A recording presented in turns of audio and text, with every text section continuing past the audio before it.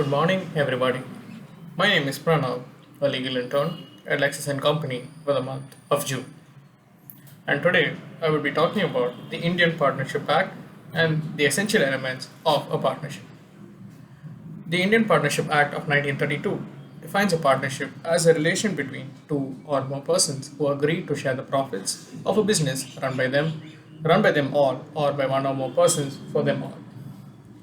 A partnership is a type of business organization where two or more persons run a business together and share the profits together that they earn from this particular business.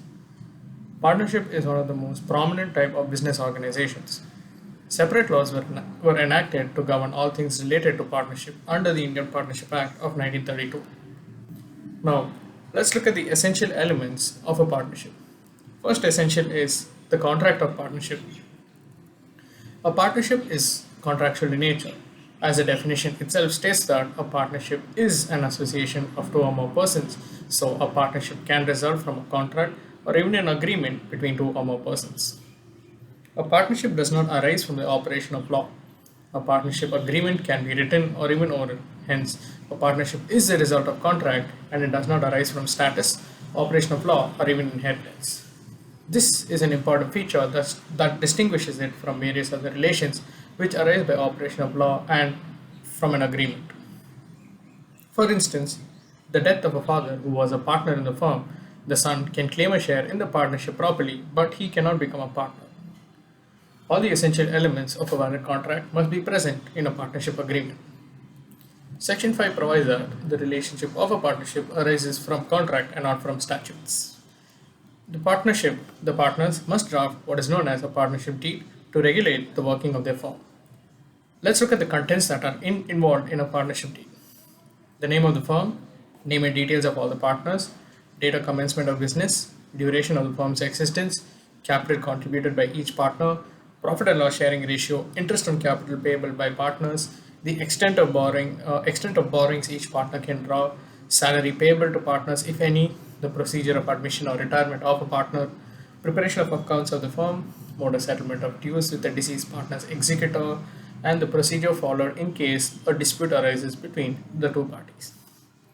The next essential is association of two or more persons. Since partnership is the result of a contract of at least two persons, it is necessary that there should be two or more persons to constitute a partnership. A partnership is more of an association between two or more persons and persons by law, and it only includes individuals and not other firms. This law also prohibits minors from being partners, but a minor can be admitted to a partnership with the help of a guardian. The act is actually silent on the maximum number of partners, but this has been covered under the Companies Act. So a partnership can have only a maximum of 10 partners in a banking firm and 20 partners in all other kinds of firms. The next essential element is profit sharing. The profit sharing ratio or the manner in which the profits are shared is not important, but one partner cannot be entitled to the entire profits of the firm. It is up to the partners whether the profits and the losses will be shared by all the partners, and if nothing is said, then even the losses will also be split in the same profit sharing ratio. Sharing of profits even involves sharing of losses, but sharing need not be equal. Partners can mutually agree to the profits in any way they like. The ratio should be fixed in the beginning itself. If there is no ratio fixed, then the profits and losses have to be shared equally. The next essential is the existence of business. The objective of establishing a partnership is to carry out a lawful business.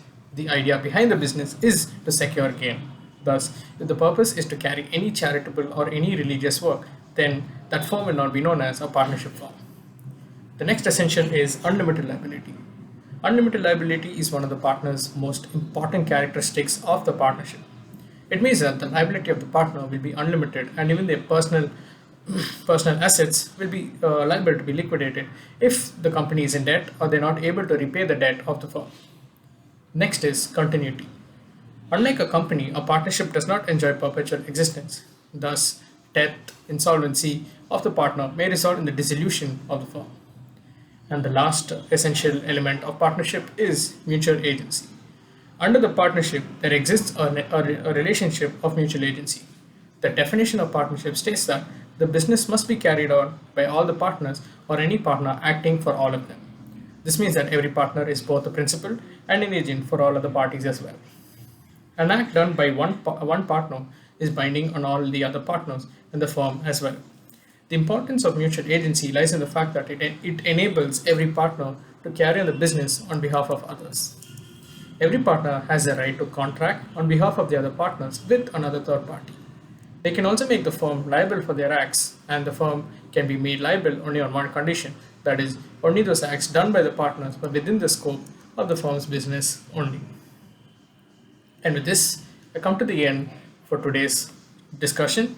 And in tomorrow's discussion, I will be looking at the types of partners and the kinds of partnership. Until then, stay safe and have a great day. Thank you.